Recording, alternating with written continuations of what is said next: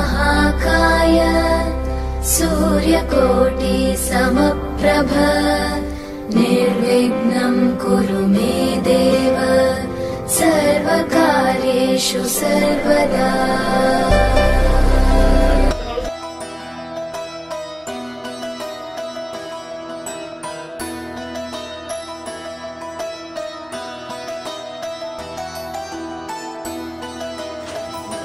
छत्रपती शिवाजी महाराज की जय। चालते चालते चालते।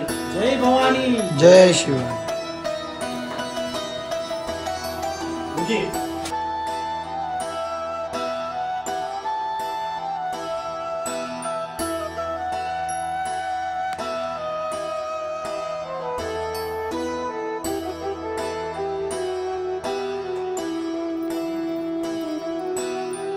महाकाय सूर्यकोटि समप्रभ निर्विघ्नं कुरु मे देव सर्वकार्येषु सर्वदा।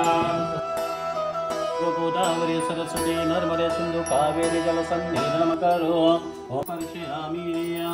लंबोदर कशवे कटविघ्ननाशं गणाधिपः धूम्रकेतु क्षमभारवेशपूजनं पृथर्थ द्वारपालपूजनं करिष्ये।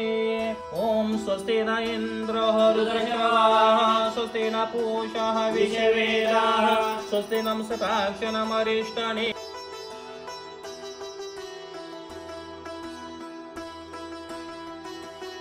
ॐ स्वस्ति न इन्द्रः रुद्रश्रवाः स्वस्ति न पूषः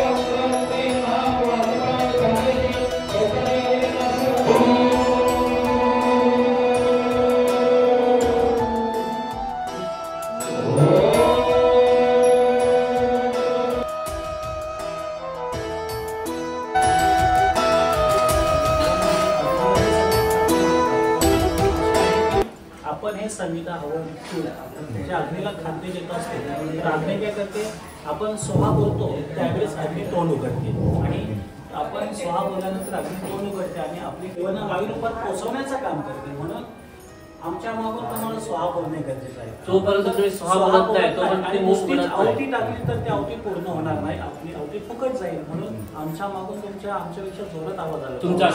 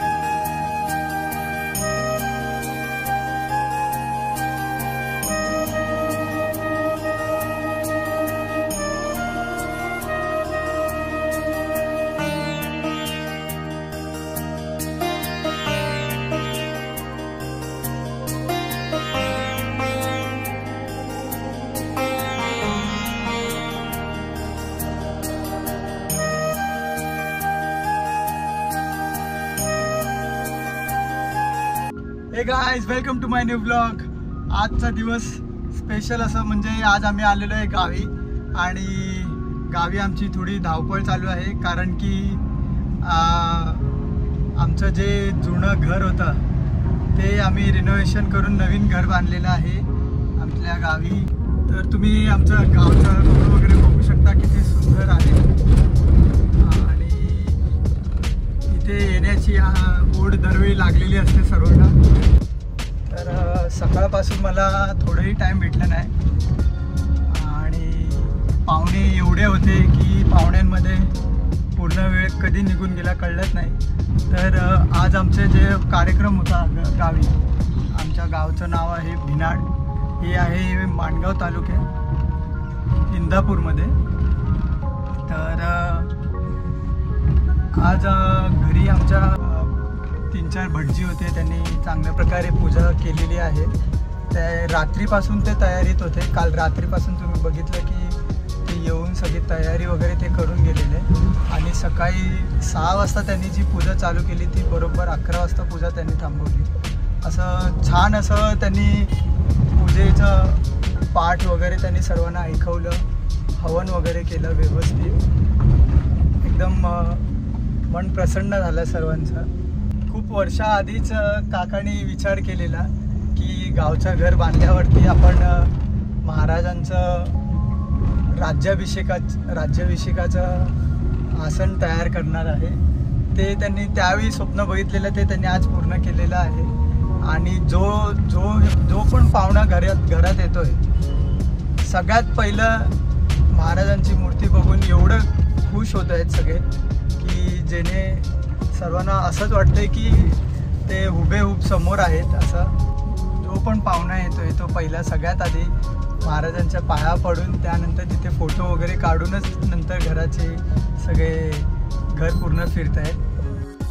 तर आता मी चाललेलो आहे इंदापुरात, म्हणजे आमचं गाव आणि मार्केट हे याच्यामध्ये 5 किलोमीटरचं डिफरन्स आहे. प्रत्येक छोटी गोष्टसुद्धा आणायची असेल तर आम्हाला एवढ्या लांब मार्केटमध्ये यावं लागतं कारण की आमचं गाव छोटं असल्या कारणामुळे मोठी मोठी दुकानं नाही आहेत तिथे. तर असं मार्केटला येताना आम्हाला हे दरवेळी फाटक भेटतं इथे.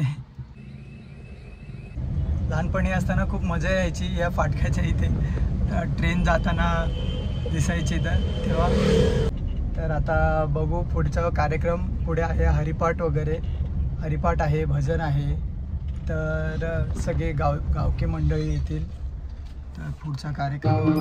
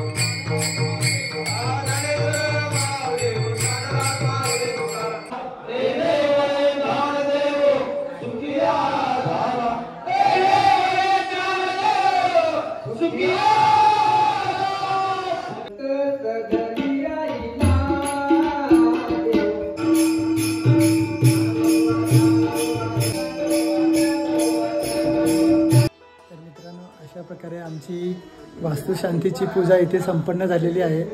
तसंच गावकऱ्यांना धन्यवाद त्यांनी खूप मदत केलेली आहे सगळं कार्यक्रम पूर्ण होण्यासाठी. महिला मंडळ तसेच सगळे पुरुष मंडळ त्यांनी जेवण वगैरे बनवण्यासाठी आम्हाला मदत केली. तसेच मुंबईवरून आलेल्या सगळ्या पाहुण्यांचे धन्यवाद, मनापासून आभार. तुम्ही एवढ्या लांब आलात, भेट दिलात त्यासाठी. असंच प्रेम राहू द्या. एवढ्या मोठ्या घराचं श्रेय फक्त आमच्या काकांना जातं. त्यांनी त्यांच्या मेहनतीने आणि पूर्ण जिद्दीने हा घर बनवला आहे आणि एवढं मोठं घर त्यांनी ते एवढं छान डेकोरेशनसोबत सजवलेलं सर्वांना खूप काही आवडलं. इथे एवढं मोठं घर बांधल्यानंतर त्यांनी त्या घराला स्वतःचं नाव न देता आपल्या आईचं नाव दिलेलं आहे. आई निवास असं घराचं नाव त्यांनी ठेवलेलं आहे. पूर्ण घर नवीन बांधलं पण हा पाळणाच जुना ठेवला, कारण की या पाळण्यामागे एक आठवण आहे आमच्या बाबांची. जी बाबाने हा पाळणा 1970मध्ये जेव्हा घर होतं आमच्या गावात सगळ्यात पहिलं, तेव्हा हा पाळणा त्यांनी लावलेला. म्हणून आई बोलली सगळं काही तू नवीन लाव पण हा पाळणा आम्हाला असा जुना पाहिजे. तर काकाने पूर्ण त्याला काही न होता तसंच जपून ठेवलेलं आणि तोच पाळणा त्याच जागेवरती परत लावलेला आहे. म्हणून आई आज खूप खुश झाली. चला तर मित्रांनो, रजा घेतो आपली. भेटूया पुढच्या व्हिडिओमध्ये. तोपर्यंत सुरक्षित राहा.